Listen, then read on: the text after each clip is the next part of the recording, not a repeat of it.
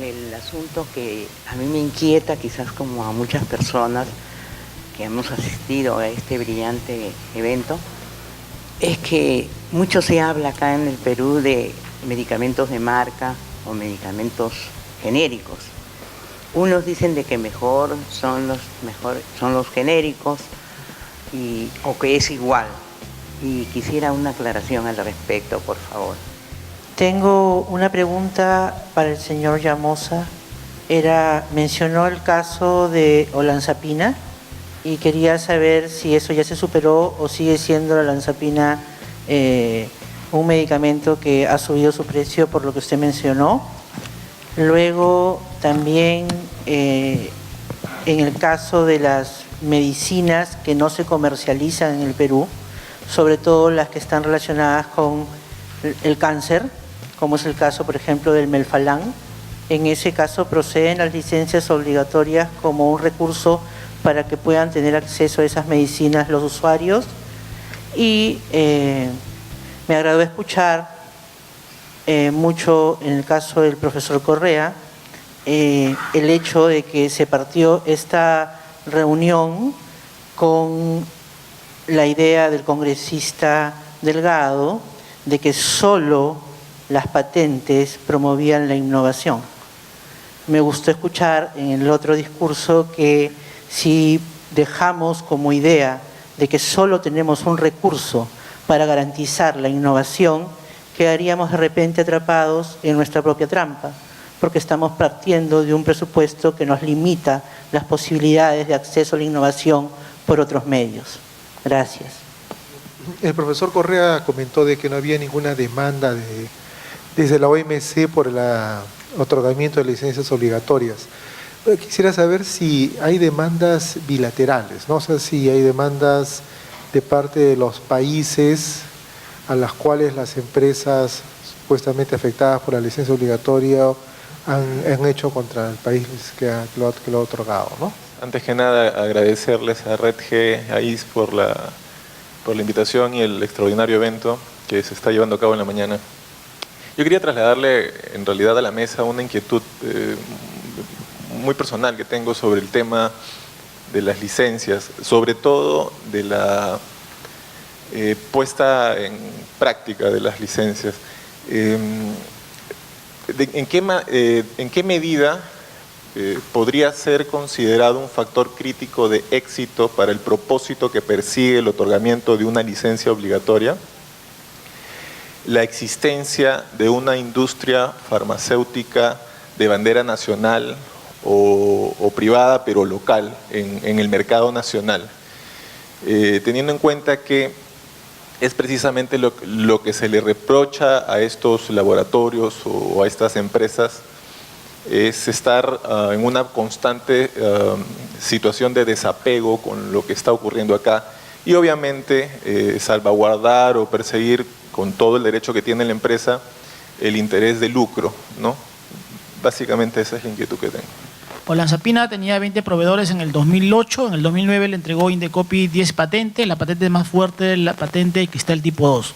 Cristal tipo 2, como lo comentó el doctor Correa, hay mucho cuestionamiento sobre patentar cristales, patentar sales. Pero bueno, esta es la patente más fuerte. Hasta la fecha sí es la patente vigente. En el mercado solo existen 2 proveedores. Uno que no tiene el cristal tipo 2, sino otro tipo de cristal tipo 1.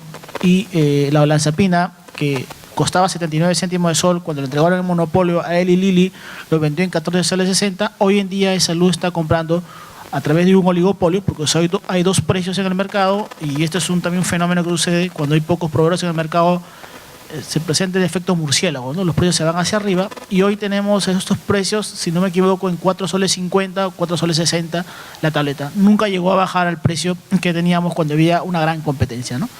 Y bueno, eso es lo que tenemos con la olanzapina. Con el tema Melphalan del cáncer, si existe monopolio, puede ser por distintas razones, puede ser por patente, puede ser por limitaciones tecnológicas. Tendría que evaluarse exactamente la causal de este monopolio y ver la medida más prudente, la más oportuna para los casos, ¿no? Si cuando es por patente y es un producto de interés público, puede funcionar el tema de la licencia obligatoria, pero no va a solucionar el problema de todos los monopolios porque las causales son diferentes, ¿no?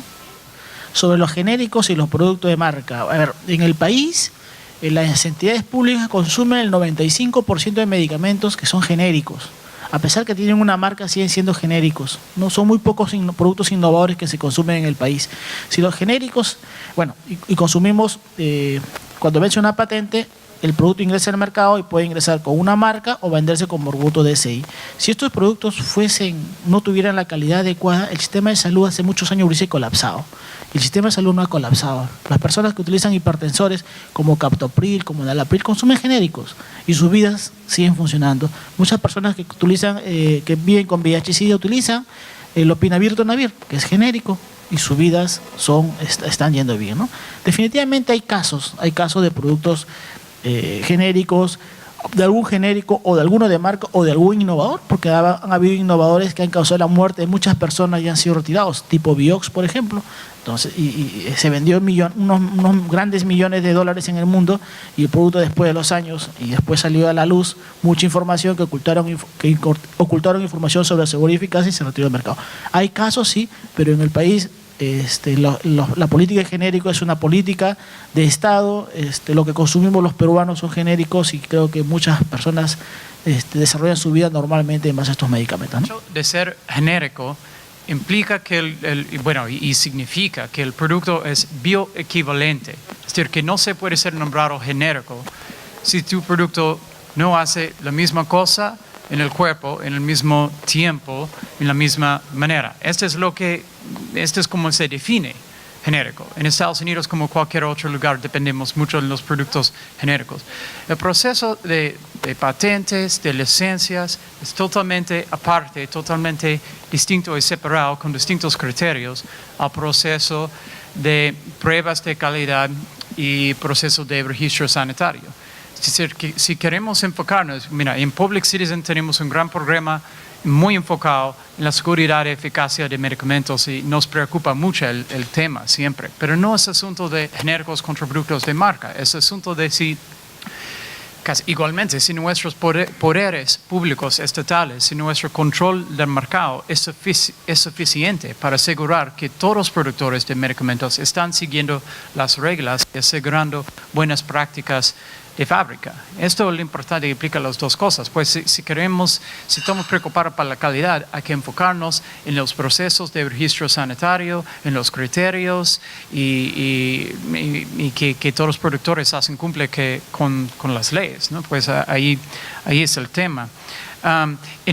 Con Atazanavir, estamos hablando más que todo, además, con productos, los genéricos disponibles, los genéricos que están usando los países vecinos, son precalificados para la OMS. Vienen de productores de reputación que tienen como una calificación que muestra que son productos de calidad.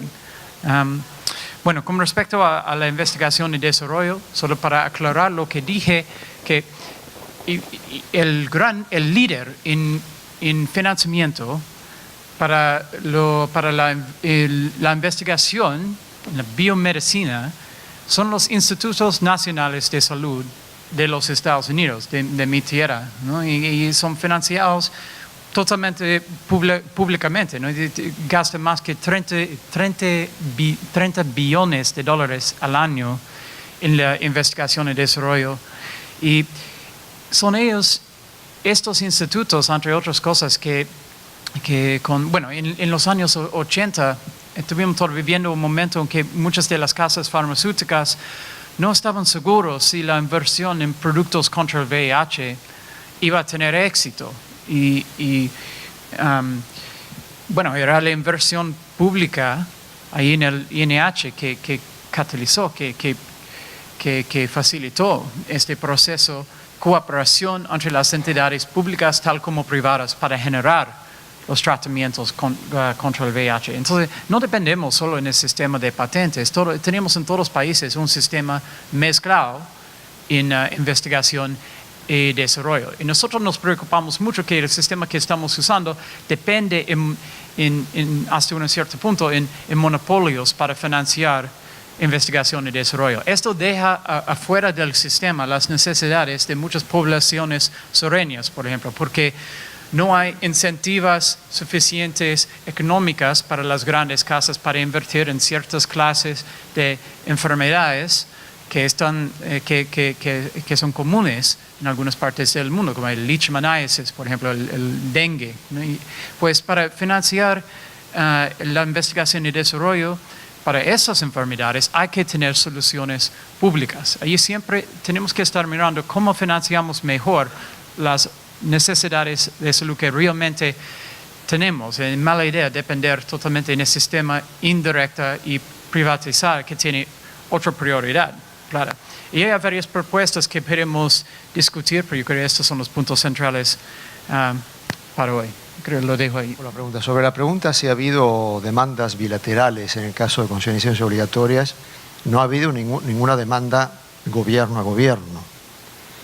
En algunos casos, las empresas afectadas por licencia obligatoria han iniciado procesos judiciales de acuerdo con las reglas aplicables en el país respectivo. Por ejemplo, en el caso de la India, ha habido una acción judicial en relación con la licencia obligatoria. Se fue a apelación y la Corte de Apelación confirmó la licencia obligatoria y revisó simplemente la tasa de regalías que debe ser aplicada. De manera que no hay digamos, y ni es esperable que exista, digamos, porque no hay un mecanismo que permita a un gobierno simplemente demandar a otro sobre la base de una medida de este tipo, más allá del mecanismo que existe en la Organización Mundial de Comercio. De manera que ha sido bastante pacífico. En algún caso que conozco, por ejemplo, la empresa respecto a la cual se otorgó la licencia obligatoria no recolectó las regalías, digamos, manifestó su enojo, no recogiendo las regalías que eran depositadas judicialmente, pero bueno, se sabe que es parte del sistema. Y lo que yo advierto es que la concesión de licencias obligatorias está deviniendo algo que las empresas multinacionales farmacéuticas aceptan de una manera más plena. Por ejemplo, en el caso de Ecuador, cuando se otorgó la primera licencia obligatoria, bueno, Peter conoce mejor esto que yo, probablemente hubo algún movimiento, alguna queja. Pero luego se han otorgado otras licencias obligatorias, incluso ha habido declaraciones de las empresas, si mal no recuerdo, en donde se reconocía que este es un derecho del país. Entonces, me parece que se está llegando al punto en donde es tan claro que la licencia obligatoria es un derecho de los países, que está reconocido en el acuerdo SADPIC, que hay una cobertura internacional, que países industrializados lo hacen, que cada vez es menor el ruido que se genera en torno de la concesión de estas licencias. La verdad es que hay una mayor aceptación al sistema, lo que es normalmente lógico y así debería ser porque es parte de él. Había otra pregunta sobre la puesta en práctica de la licencia obligatoria o el uso gubernamental. Una vez que se autoriza el uso de una patente sin el consentimiento del titular, este uso incluye todos los derechos que forman parte del paquete de poderes jurídicos que se otorga al patentado. Quiere decir que con una licencia obligatoria gubernamental se puede producir localmente, se puede importar, se puede distribuir, se puede comercializar. Digamos, todos los derechos que tiene el titular de la patente pueden ser ejercidos por el licenciatario obligatorio o el gobierno o sus contratistas.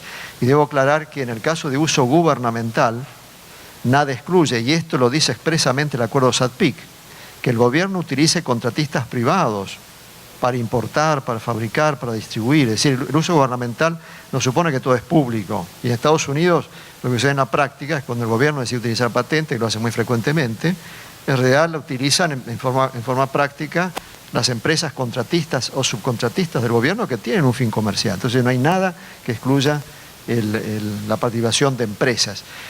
Entonces, desde un punto de vista de una política de salud pública e industrial, sería interesante ver cómo se coordinan esas políticas. Porque yo también coincido con la hipótesis que está detrás de la pregunta, que podría ser útil que los productos que se someten a licencia obligatoria no necesariamente se importen, sino que se fabriquen localmente.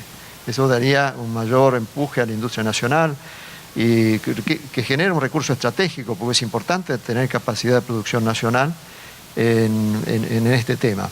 Y esto supone entonces resolver ciertas tensiones que pueden surgir entre la búsqueda del precio más bajo y la búsqueda de una política que asegure el acceso a medicamentos a precios bajos, pero que al mismo tiempo promueva la producción nacional. Digamos, quisiera tomar la palabra para hacerle una nueva pregunta respecto a su último comentario. En el caso de los APTIC, en el artículo 31b, hablan también como una causal de licencia obligatoria el uso público no comercial, ¿no? Entonces, en ese caso, el Estado puede recurrir, por ejemplo, si se trata de una importación, recurrir a importadoras privadas que por hacer su trabajo van a querer tener un margen de ganancia, recurrir a importadoras privadas amparándose en una licencia obligatoria con criterio de uso público no comercial. Profesor Correa, usted mencionó que las razones principales para las licencias obligatorias han sido los altos precios de los medicamentos, precisamente porque, como señala también OMS, los precios están relacionados con el acceso a los medicamentos, ¿no? Mi pregunta sobre eso es, en los decretos o documentos legales que han establecido las licencias obligatorias en otros países, ¿está específicamente establecido ese punto? Y una siguiente pregunta relacionada con la anterior, para su lista de verdadero o falso, es emitir una licencia obligatoria ¿es una forma de controlar precios? Bueno, quisiera hablar como usuario de la Atazanavir, que acá tengo, que es también el Reyataz, que hace 5 meses lo estoy tomando, y lo que nos interesa a nosotros los usuarios de este tratamiento es que el medicamento nos haga efecto. Y ya tengo algún tiempo tomando los antirretrovirales y ya estoy pasando a un segundo esquema, porque el primero ya venció. Y los médicos siempre nos dicen, cuida este esquema siguiente porque te va a costar mucho dinero, le cuesta al Estado mucho dinero.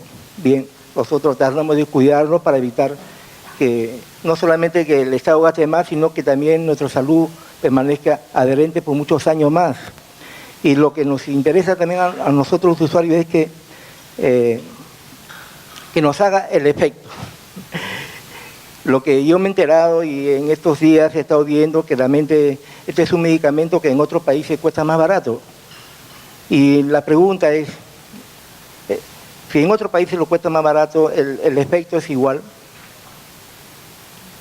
¿O no es igual? Tomar un genérico o no un genérico es igual, es lo que nos interesa en cuanto a este medicamento de la Atazanavir que está en cuestión y que queremos aplicar bien nosotros. A veces los usuarios no entendemos técnicamente bien lo que exponen los especialistas, pero lo que nos interesa y nos preocupa, que si este medicamento está comprando el Perú a mucho más dinero, sin embargo no hay medicamentos para las enfermedades oportunistas que presenta la persona que vive con VIH, porque el Estado siempre dice que no hay dinero y no hay personal porque no hay dinero y no hay buena atención porque no hay dinero y no hay hospitales porque no hay dinero. Los hospitales, en el Hospital de Mayo donde yo me atiendo, hay más de 3.000 pacientes en el Targa y no reciben buena atención porque no hay personal, no hay dinero. ¿Y cómo es posible que se gaste tanto dinero en un medicamento que en otros países se compra más barato? Lo que yo quisiera que me pregunten, porque yo también voy a transmitir esto a mis compañeros del Hospital de Mayo y otros hospitales que conozco que toman este medicamento, y nos interesa saber si que realmente van a traer consecuencias si realmente se da la licencia obligatoria.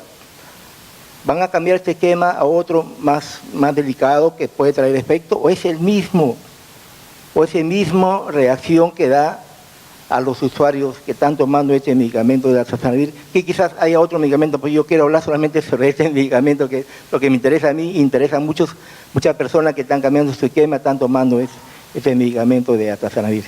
Gracias. Buenas tardes, para el señor Peter Maybarduk. Comentaba un poco que en Estados Unidos los productos genéricos son equivalentes, son bioequivalentes porque demuestran con una prueba. En nuestro país y en varios países de nuestra región no se está exigiendo estas pruebas de bioequivalencia. De repente estamos en camino a hacerlo, pero hasta el momento no. ¿Usted desde su punto de vista cree que nuestro Estado, si va a otorgar una licencia obligatoria, también debería considerar que la empresa que tome esta licencia obligatoria demuestre y haga un estudio de bioequivalencia?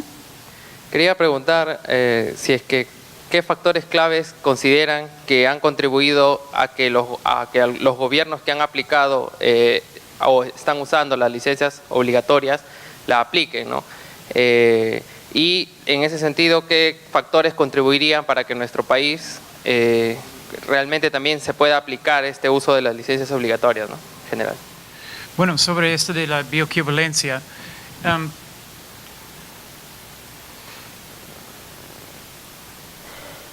yo creo que sigue siendo, son procesos apartes, como digo. Lo que importa ahí es que la compra y el uso de los medicamentos se distingue el control de medicamentos del proceso del sistema de patentes, también se distingue la compra y el uso en el sistema. Entonces, yo creo que las autoridades de salud tienen un gran deber de asegurar que cualquier fabricante con la cual quieren contratar tiene las pruebas necesarias, siguiendo los requisitos del sistema. En el caso de Atazanavir, como digo, tiene una precalificación de la OMS, que es un muy buen señal para esos medicamentos. Pues yo, por mi parte, como respecto, yo digo, sería un gran error tratar al sistema de patentes como manera indirecta de controlar la calidad de medicamentos, porque ahí están poniendo el tema en las manos de la industria y el lucro, ¿no? Pues hay que mantener cada entidad pública manejando su cargo y manejando bien, con claramente comunicación entre las distintas entidades. Pues yo por mi parte opino que generalmente muchas de las licencias que se conceden se podría conceder de manera muy abierta, como con el uso gubernamental. Los gobiernos pueden contratar con quien sea, siguiendo los requisitos de salud pública, las necesidades de salud pública en cada respecto. Y yo creo que esta es la ruta de seguir, de no tratar el sistema de patentes como algo que se puede sustituir para el control real de medicamentos. Pero ahí claramente, una vez que se hacen las compras que se miran abastecer las necesidades de cualquier programa, es muy importante tener como un ojo, una mirada como firme y concreta sobre las prácticas de buena fábrica de cada entidad con la cual va a colaborar. Sí, quería un poco sobre la pregunta que nos hizo la persona que está utilizando Atazanavir, ¿no? Los medicamentos que están en el país tienen una autorización sanitaria, han pasado por una evaluación para que estén comercializados en el país. Muchos de estos medicamentos están en la estrategia sanitaria, son utilizados, y los informes, y ayer nos comentaba una persona del Ministerio de Salud, que los informes de epidemiología nos dicen que la mortalidad se ha reducido en un 50%, utilizando que los medicamentos que hoy día están autorizados y que muchos de ellos son genéricos. Entonces los medicamentos que están autorizados en estos momentos están cumpliendo su función, y el resultado de eso y una señal clara de esto es que la mortalidad en VIH se ha reducido un 50%. No tengo dudas de que mañana más tarde, cuando haya una licencia obligatoria y se registren los productos, pasarán por los mismos estándares y tendremos los mismos resultados, ¿no? Eso es por un lado. Y por otro lado, el tema de la bioequivalencia. Hay que tener mucho cuidado con esto porque, por ejemplo, se habla de la bioequivalencia y la intercambiabilidad, y que esto sería el mejor estándar de medicamentos que podríamos tener. Brasil lo tiene. Brasil tiene intercambiabilidad y, sin embargo, tiene problemas de calidad de medicamentos. Entonces, ¿dónde queda este mito de la intercambiabilidad, que sería el máximo estándar, ¿no? Yo creo, y aquí estamos convencidos de que si verificamos las buenas prácticas de fabricación de un producto, ya sea nacional o extranjero, estamos asegurando la calidad del producto en un 98%, ¿no? El tema de intercambiabilidad, sin embargo, es importante, pero no me asegura que un producto sea de calidad. Y ejemplo de eso, como les comenté, es Brasil, ¿no? Entonces, lo más importante es que la responsabilidad del Estado y las autoridades se cumplan, cautelando los intereses públicos, como lo han venido haciendo, y los resultados que les comenté hace un rato, ¿no?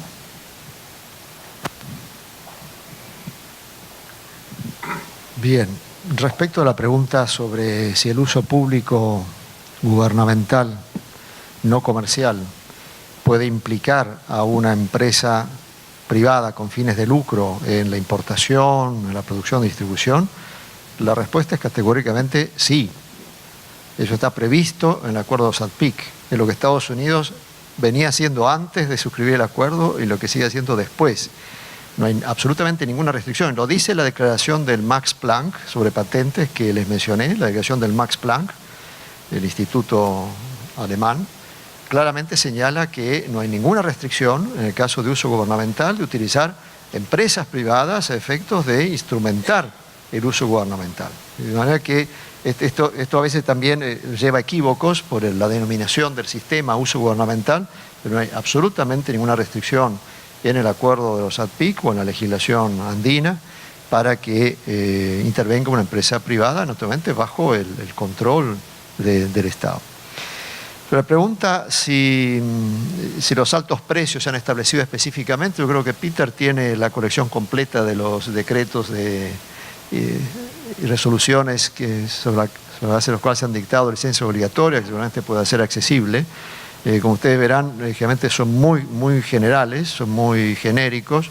En algunos casos no hay detalles, no hace falta hablar de cuál es el precio actual y cuál es el precio que se obtendría, simplemente se señala la necesidad de salud pública, se señala que hay problemas de acceso a medicamentos, precios elevados, y se va adelante con eso. Quiere decir que hasta donde yo recuerdo no hay una abundancia de detalles respecto de los precios actuales y los precios esperados, sino simplemente el problema que se plantea como consecuencia de la manera en que se cobran esos medicamentos.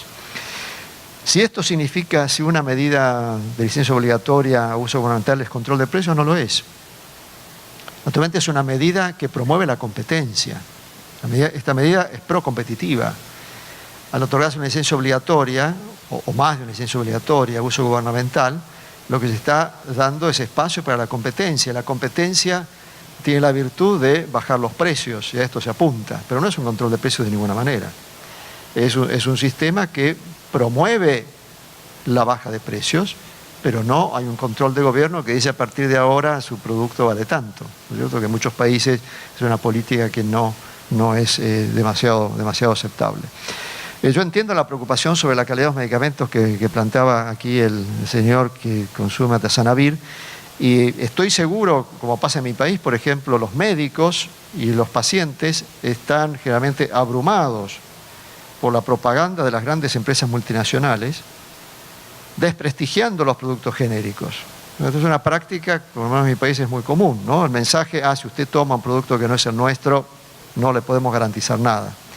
Bueno, esta forma parte de una estrategia de mercado, forma una parte de estrategia de controlar el mercado, pero como bien decía Peter y Javier, hay todas las garantías respecto de la calidad similar y el efecto similar de estos medicamentos. En el caso de muchos antirretrovirales, como se decía, ya han estado precalificados por la Organización Mundial de la Salud, que tiene criterios muy elevados para aprobar los medicamentos, y en otros casos son las autoridades nacionales. Quiere decir que uno tiene que aislarse un poco de esa presión, de ese discurso antigenérico, y también tener en cuenta, volviendo al caso de Estados Unidos, que en Estados Unidos una gran parte del mercado farmacéutico es genérico.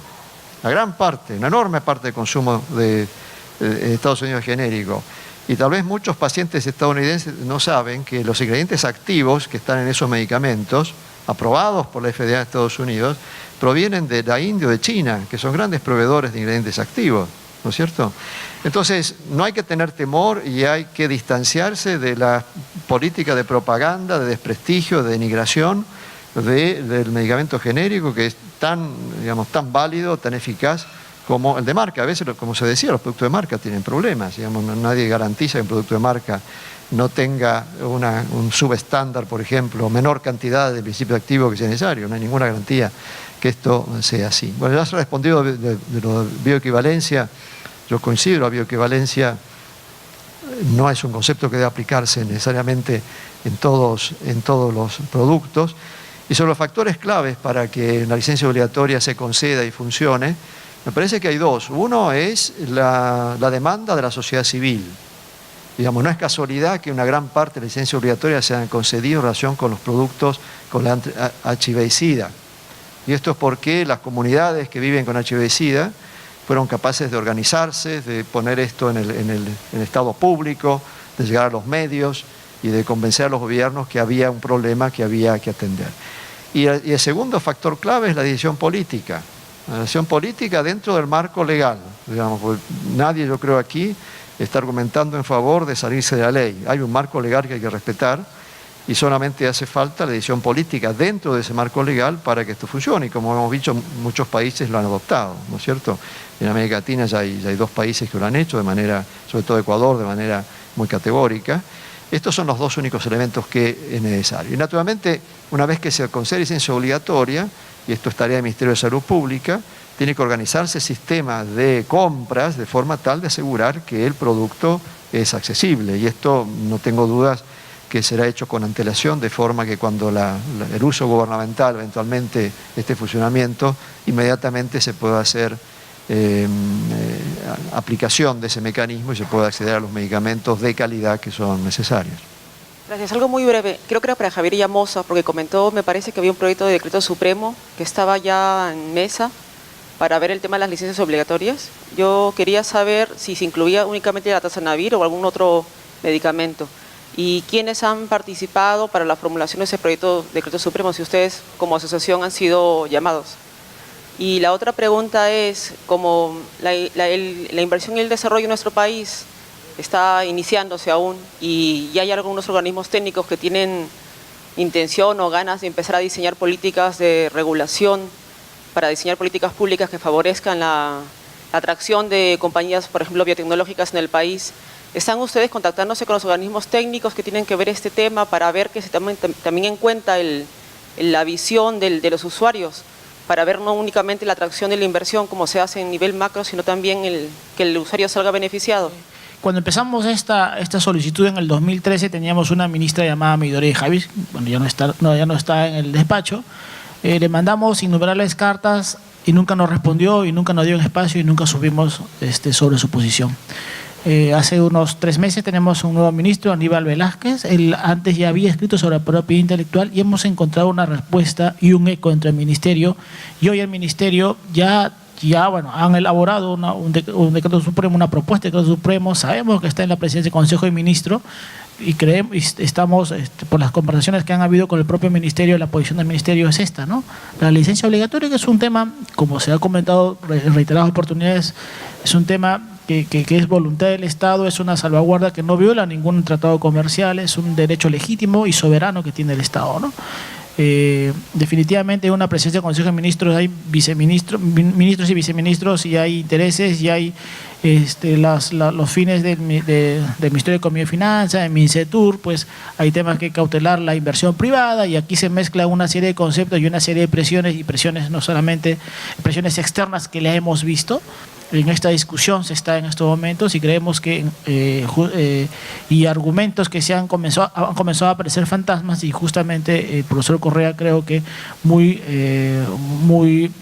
con los conocimientos ha aclarado muchas de las cosas y creemos que esto va a servir pues para que la licencia, el decreto supremo vea la luz en las próximas semanas. Eso esperamos por el bien de todos los ciudadanos, ¿no?